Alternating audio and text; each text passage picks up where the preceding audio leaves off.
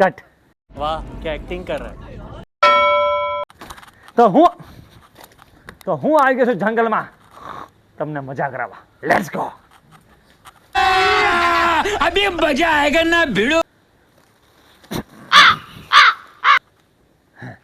નિયમ નંબર 1, જો તમે જંગલમાં આવો છો તો સિંહ, સિંહણ, વાઘ, દીપડાથી તમારે બીવાની જરૂર નથી.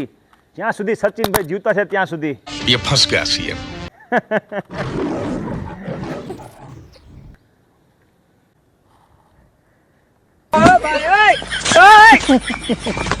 Cut cut cut. और 50 रुपया कट ओवर एक्टिंग के वजह. चीटिंग करता है तू. સિંહ દેખાય તો શું કરવું? ચંપલ હાથમાં લો, સિંહની સામું જોવો ને ભાગો.